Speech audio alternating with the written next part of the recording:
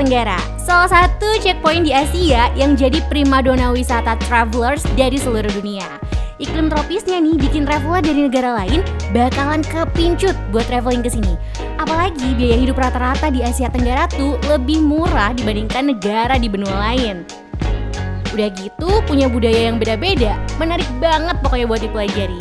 Pesona alam dan kehidupan warga lokalnya ini bikin jatuh cinta, bahkan buat urusan makanan pun gak usah diraguin lagi. Kalau kuliner di Asia Tenggara adalah surga buat para food hunter. Mungkin salah satu disadvantage-nya tuh bahwa negara-negara di Asia Tenggara kurang variasi musim.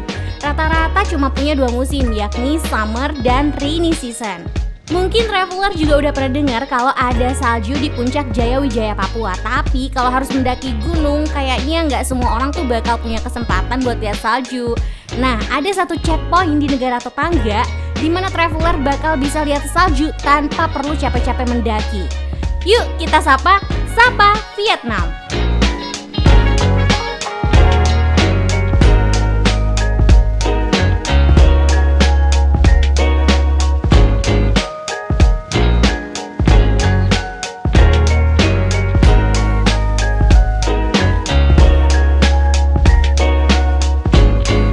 Sapa ini adalah kawasan di utara Vietnam yang berbatasan langsung sama negeri Tiongkok. Nah, saking dekatnya, bahkan jarak dari Tiongkok tuh cuma perlu 1 jam untuk pergi ke Sapa Vietnam ini.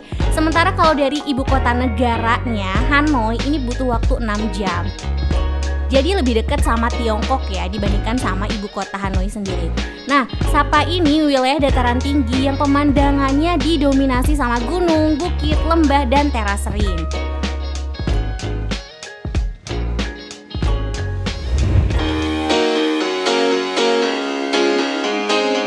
Tempat tertinggi dan jadi tujuan utama di Sapa adalah Gunung Phan Xipang yang ternyata adalah kaki rangkaian Gunung Himalaya. Karena dataran tinggi, nggak heran nih kalau cuaca di Sapa beda sama wilayah di Vietnam lain yang panas. Sapa selalu diliputi udara dingin nih traveler. Sementara temperatur minimumnya sampai minus 6 derajat Celcius saat winter. Bayangin dinginnya gimana tuh? Makanya kadang kalau lagi winter di sana tuh bisa turun salju juga. Dan temperatur minimumnya itu minus 6 derajat Celcius saat winter. Bayangin tuh dinginnya kayak gimana. Makanya kadang kalau lagi winter itu bisa turun salju juga di sini. Kalau nggak suka udara panas, traveler bisa datang waktu musim yang cuacanya lebih biasa-biasa aja gitu ya. Sekitar bulan Oktober sampai November. Itu cuacanya ya masih biasa-biasa aja. Nah, kalau mau sekalian nyoba peruntungan buat lihat salju, datangnya waktu musim terdingin yaitu di bulan Desember sampai Januari. Tapi kalau traveler nggak kuat suhu dingin dan senang udara yang lebih hangat, datang aja di bulan Juli sampai Agustus.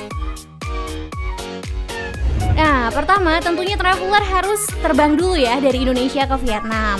Enaknya sih ambil penerbangan ke Hanoi dulu. Nah, setelah sampai Hanoi, traveler nih bisa melanjutkan perjalanan menuju Sapa dengan menggunakan sleeper bus atau sleeper train. Disarankan ambil jam berangkat yang tengah malam ya, karena selain bus atau keretanya nyaman buat tidur dan gak kerasa perjalanannya, juga bisa hemat penginapan 1 malam karena keluar uangnya cuma 1 kali aja buat bayar transportasi, tapi juga sekaligus mengcover biaya bermalam juga. Nah, kalau udah di Sapa, traveler bisa sewa sepeda motor, mobil, atau naik taksi untuk mengeksplor Sapa. Pertama, kita keliling di kotanya Sapa dulu deh ya. Sebenarnya kalau di Sapa Town sendiri ini nggak terlalu banyak yang bisa kita eksplor ya, atraksi atau checkpointnya gitu. Tapi emang ada beberapa tempat buat traveler bisa chilling out di Sapa Town. Catat nih. Di Sapa sendiri ada beberapa tempat yang bergaya Perancis karena dulunya emang Sapa itu berada di bawah kekuasaan militer Perancis di masa kolonial. Nah, kalau emang pengen tahu gambaran sejarah, karya seni, keragaman budaya, dan etnis yang ada di Sapa, datang aja ke museum ini. Ini nih, tempat chillin asik di Sapa Town. Checkpoint ini tuh salah satu favoritnya traveler lokal untuk menghabiskan weekend loh. Untuk menikmati danau ini, layaknya orang lokal, traveler bisa sewa perahu selama 1 jam untuk mengelilingi danau. Sapa Sapa Church menarik perhatian karena gaya arsitekturnya yang bergaya Eropa. Jadi traveler nih selalu memasukkan ke dalam checkpoint list ketika berkunjung ke Sapa. Sebenarnya Sapa Church ini ditutup buat kunjungan dan cuma buka untuk ibadah di hari Minggu aja. Tapi traveler tetap bisa melihat dan berfoto di depan bangunannya. Kalau foto di sini nggak akan ketahuan kan ini lagi di Vietnam atau lagi di Eropa ya.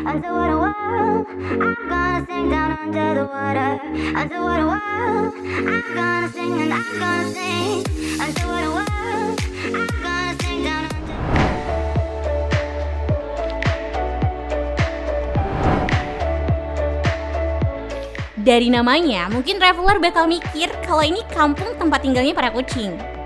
Ini ditinggali oleh suku minoritas di Vietnam yang bernama suku Hmong. Cat Cat Village ini adalah perkampungan tertua yang ada di Sapa dan terkenal dengan industri rami dan kapasnya yang diproduksi secara tradisional.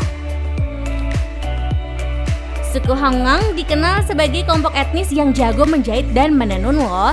Jadi kalau traveler nih tertarik buat belajar tenun tradisional diajarin langsung sama suku Hmong, jangan sampai nggak masukin Cat Cat Village ini ke dalam checkpoint listnya kamu.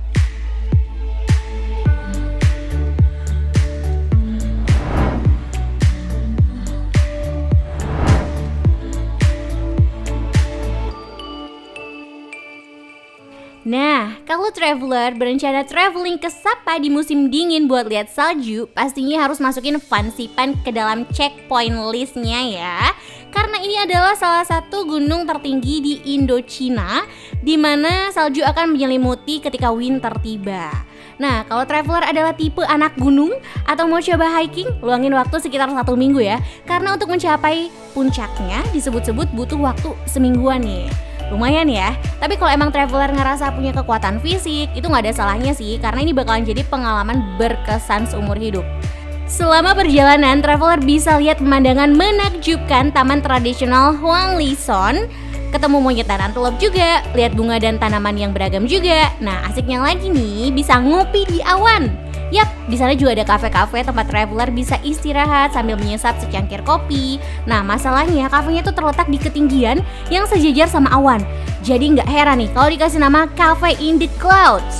Buat traveler yang main kesini tapi nggak mau hiking, nggak usah khawatir. Soalnya ada cable car juga yang siap bawa traveler ke Fansipan cuma dalam beberapa menit aja.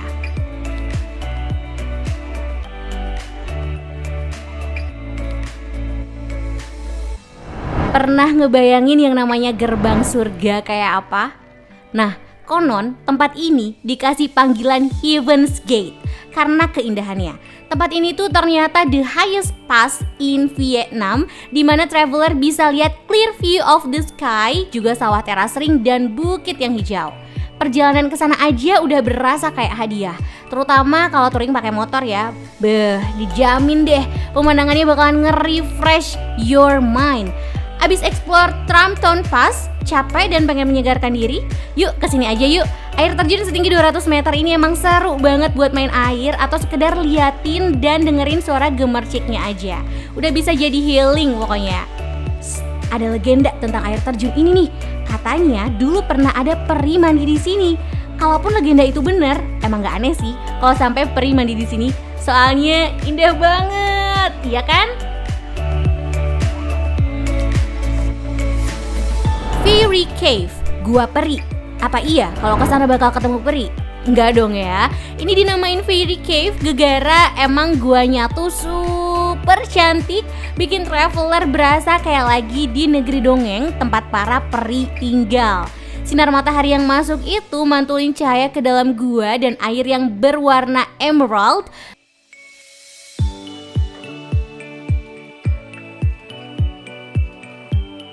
Gimana? Udah jatuh cinta sama pesona Sapa dengan atmosfer misteriusnya?